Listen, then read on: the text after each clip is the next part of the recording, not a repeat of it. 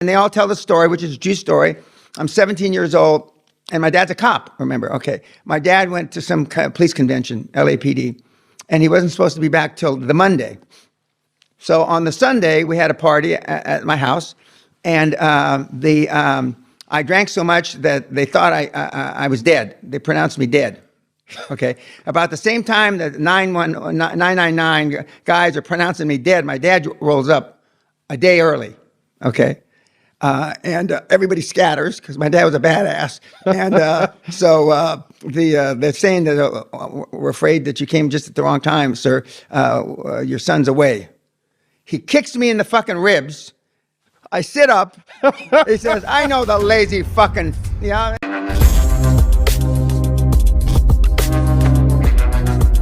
From East Los Angeles. I was born at the end of World War II in Florida on a naval base. My dad was in the Naval Air Force. We moved to East Los Angeles, where he was from and where my mother was from. And so I was in the barrio. And so got in a lot of trouble.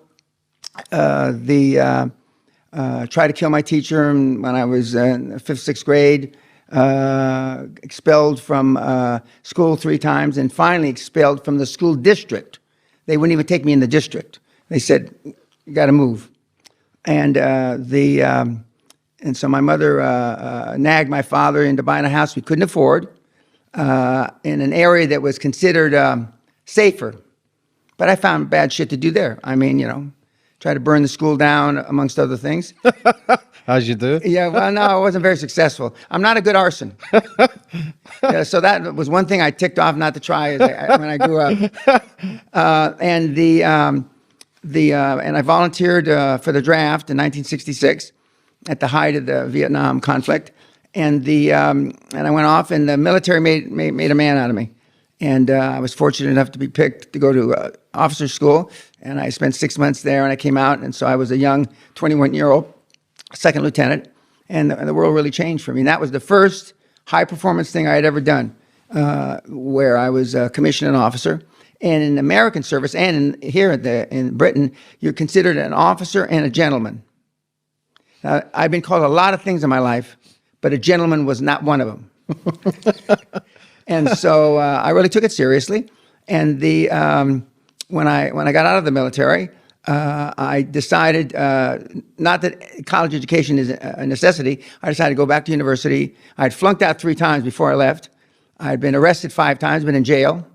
But I came back, graduated, and then I went to Wall Street, where the action was in those days, which was the early 70s. And the rest is more or less history. I found it invigorating, challenging every day. I used to work 4 or 5 days straight without going back to my apartment in Manhattan. And I'm not too different now. Well, you had commented at the beginning of the interview how I'm still after it at my age. And I don't know any different. I still work 50, 60 hours a week, but I don't consider it work because I love what I do. But back in those days, when I was your age, I worked 100 to 120 hours a week. I worked 12, 15, 18 hours a day. I slept on the floor of my office, or I slept on my desk. And then I founded a company with $800, which is about nothing, and I floated it here on the London Stock Exchange. I turned $820 into $450 million about 35 years ago. In today's dollars, it'd be about $1 billion, and that's pre-internet money. That's bricks and mortar. And I got thrown out of the company I founded by the shareholders because I wasn't the right kind of guy to be CEO of a public company. I owned 60% of the stock, so I didn't really give a fuck what the shareholders said. Fuck you. So you were in control? Yeah, I was in control. And as soon as I lost control, I was out. How can you lose control? Oh, well, because I sold stock off. You know, I bought places like this. Mm-hmm. You know, I used to have 5 big estates. And so, you know, I sold shares off at the appropriate time. Ultimately, I went down below 50%. And as soon as I went down below 50%, the shareholders ousted me. And that was about 27 years ago. And about 26 years ago, I trying to figure, what the fuck am I going to do, you know? Uh-huh. I was still relatively young. I was in my late 40s. And I decided, well, I'll coach.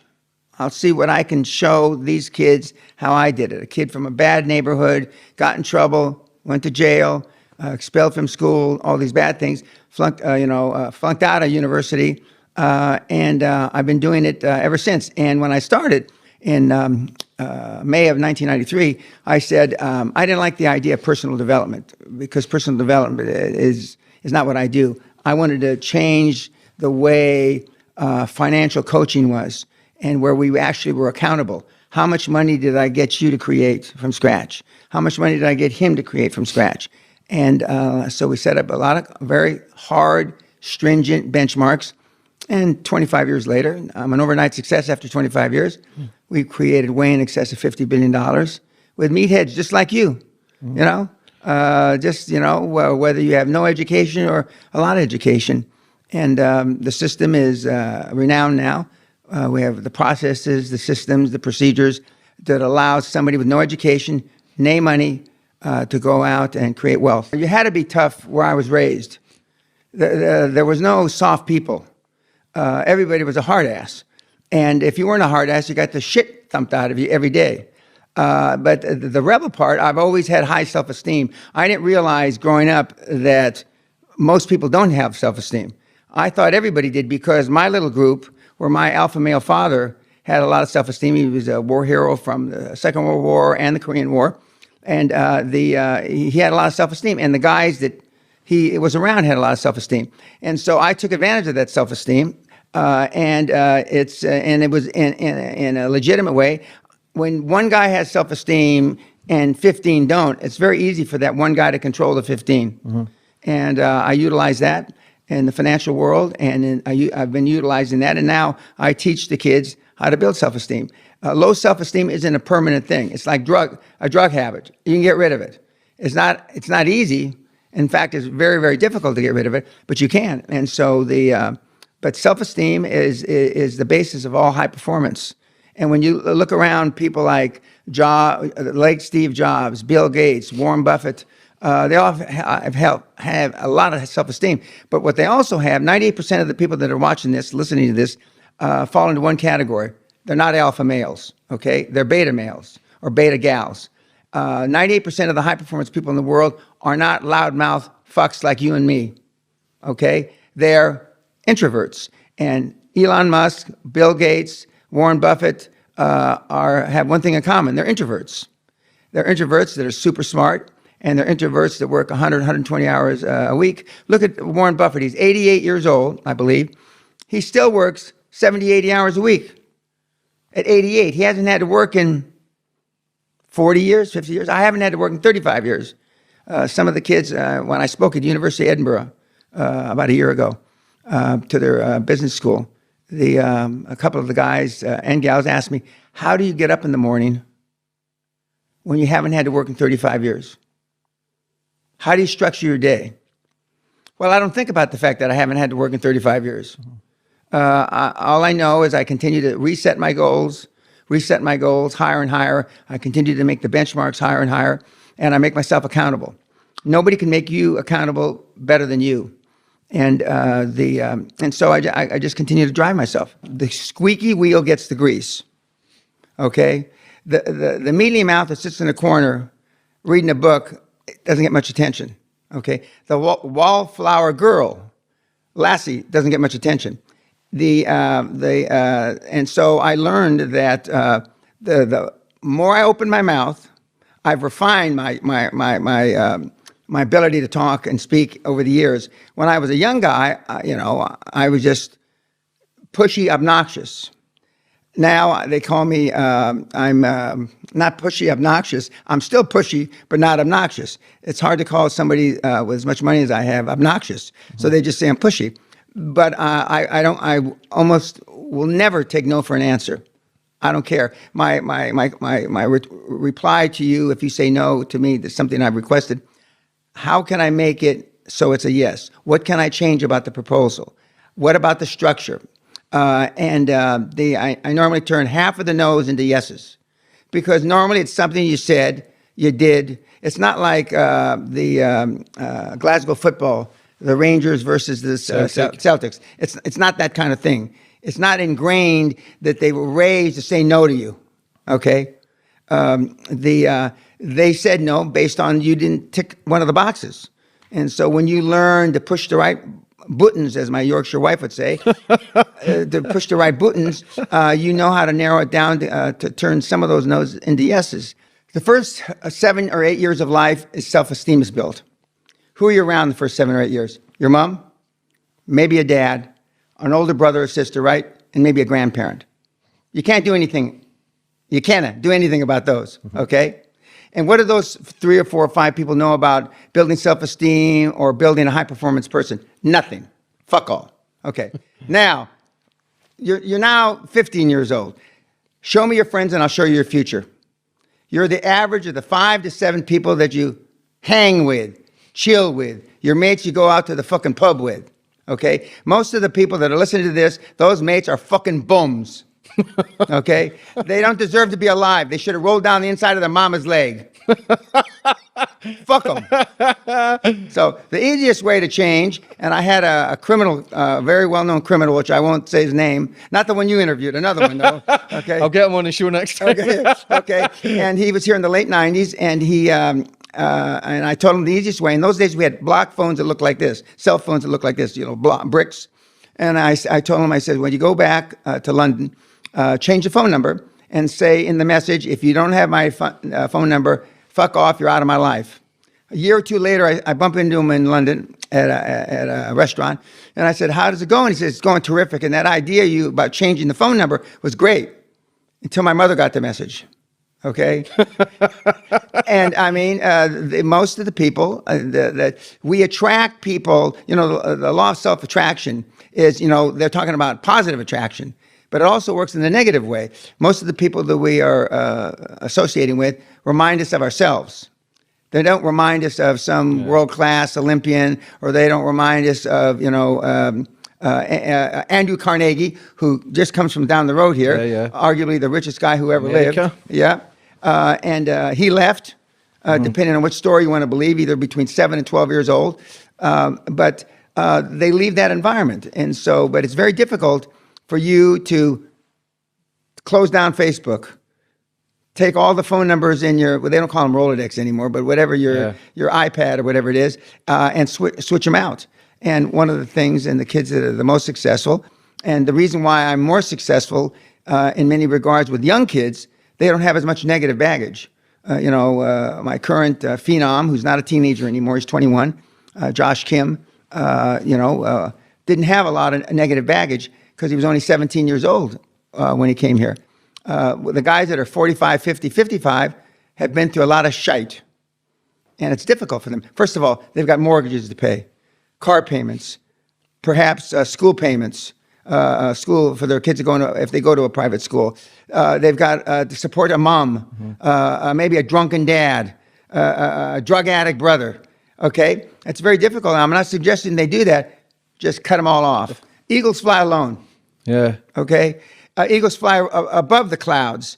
All the other dipshit birds fly in the clouds, okay? Pigeons. Yeah. But eagles fly alone. Warren Buffett, Elon Musk, those kind of people don't hang. They don't chill. They don't go to the World Cup. They don't go to the World Basketball Championships. They don't go to the Masters. They don't go to the Open Championship. They don't go any fucking place. Mm-hmm. All they do is work. And the only friend possibly that Bill Gates has is Warren Buffett, his mentor. Okay, and I understand. I've got 3 guys. I used to have 5 guys. 2 are dead now. I have 3 guys that I've known since I was a boy. We were all poor and we're all successful. I'm the most successful. We see each other once or twice a year. We have a dinner. We talk about the old times. And then I'll see you next year. That's it. And they all tell the story, which is a true story. I'm 17 years old, and my dad's a cop, remember? Okay. My dad went to some police convention, LAPD, and he wasn't supposed to be back till the Monday. So on the Sunday, we had a party at my house, and I drank so much that they thought I was dead. They pronounced me dead. Okay. About the same time that 999 guys are pronouncing me dead, my dad rolls up a day early. Okay.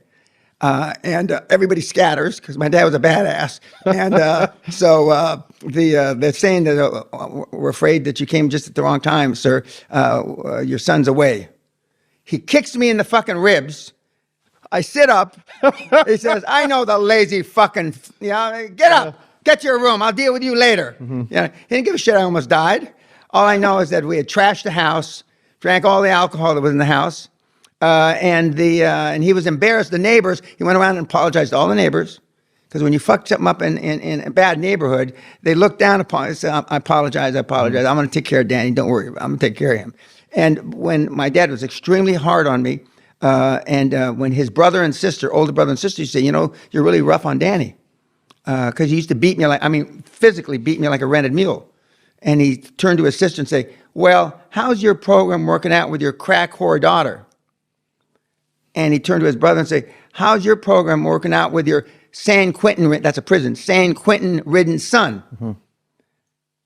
You leave me running my family. And of course, then, I was, the other of my relatives weren't successful. I have a cousin who went to jail for stabbing a guy 17 times for saying his girlfriend had a big ass. Stabbed him 17 times. By the grace of God, he didn't know how to stab because the guy didn't die. Do you think that helped you though? Oh yeah, Your dad beating the shit out of you to become ruthless. Absolutely, yeah. My dad believed children are seen and not heard. Seen. And when my dad told me to stand right there, short of a tsunami knocking me down, I didn't move. Mm-hmm. 1 day, 3 days, 4 months, I didn't move because he beat the fuck out of me. My dad, I believe, invented tough love in the 50s. And he probably didn't, but I mean, the tough love. I was hard, and and especially now, we have kids that come to the seminar here that have never been in a schoolyard fight, have never been disciplined by their parents. Spanked or hit. Never yelled at by their parents. Never. They wouldn't say shit if it was in their mouth. Okay. Mm-hmm. And that's why I come up with the phrase snowflake, because they melt under pressure. Okay, we have a snowflake test. If somebody spit in your mother's face, you have 4 alternatives. Mm-hmm. The most used alternative on that test, as God is my witness, I would try to ascertain what kind of day he was having. The guy that spit in your mom's face. Instead of picking up a fucking pipe and leaving his brains on the fucking sidewalk. That's true. In my neighborhood, the spit wouldn't have even hit their mom's face before the guy would be on them. Kids have been convinced wrongly, in my opinion, that reading books and listening to podcasts and researching stuff on the internet is taking action. That's not taking action. Fucking pulling the trigger and doing it trial and error, just as you alluded to a minute ago. It's trial and error. Most of the stuff I know is because I've been involved in every kind of happening possible. When I spoke at Oxford a couple of years ago, one of the guys in the front row said, "Do you realize that I've read 700 books on personal development?" And I commented, "Well, I didn't know there was 700 books on personal development." Mm-hmm. Then a guy that was sitting two spaces over said, "Who would you rather have? Somebody that is advising you, counseling you, mentoring you, a person that has read 700 books, or a person that has done 700 transactions?" Well, I've done many more than 700 transactions, but I mean, I want the person that's got some gray hair, bald head, wrinkles, that has lived life advising me, not some guy that's some academic that has read 700 books. The kids today find reasons, or they find things to do to really procrastinate, to not take action. But you got to love, you got to have a passion for what you do. If you don't, it gets tired. Alistair Cook, the great presenter, BBC presenter, told me about, 30, 35 years ago. Being a professional, being a high-performance professional, is being able to do your very best when you don't feel like it. Mm-hmm. Okay? When you don't. Okay? And I've had days, not every day, do I want to speak when I'm at the universities, Oxford, University of Edinburgh, whatever.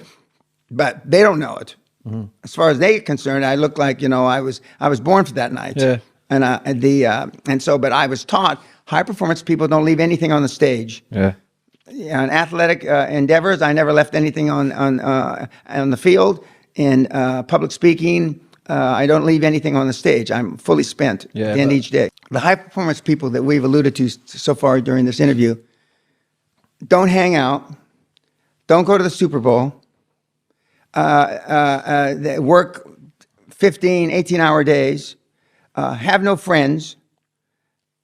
I mean, what does it take? A sledgehammer to hit the kid in the head to understand that they're doing the antithesis of that. They're doing the absolute opposite of that, and that's why their results are de minimis. They're not worth a shit. And but the kids today, and what I believe the political correctness movement, which is a manifestation of lack of self-esteem. It's hard to find anybody with self-esteem, and it's doubly hard to find somebody with self-esteem that's got some balls. I mean, I'm not saying it's impossible, but it's pretty, next to impossible. One of the reasons we started boxing at the seminars is that some of the kids had never been hit. Some of the kids had never been slapped. And so to see the fear in their eyes when they get ready to get up in the ring, it's quite remarkable. It's hard for me to believe that you can be 35 years old and never been in one confrontation in your whole fucking life. But we've had some, we've had people knocked out. We've had to call 999 a couple of times. A lot of blood on the floor of the ring. And my goddamn staff scrubbed it all up. I want to see the fucking blood. I don't want it scrubbed up. God damn it. How does that help them progress in life? It helps them because when they're going to call on the former chairman of the Royal Bank of Scotland, that's not hard. Getting punched in the fucking face is hard. And if they can get punched in the face, they can call on the fucking Royal Bank of Scotland. Becomes easier. Correct. So, yeah, to toughen up, basically. And you have to be selfish. Yeah. No, you can't love anybody else. You can't be a good father, good son, good whatever, unless you love yourself first. You take care of yourself first, both physically and mentally, then you can take care of other people.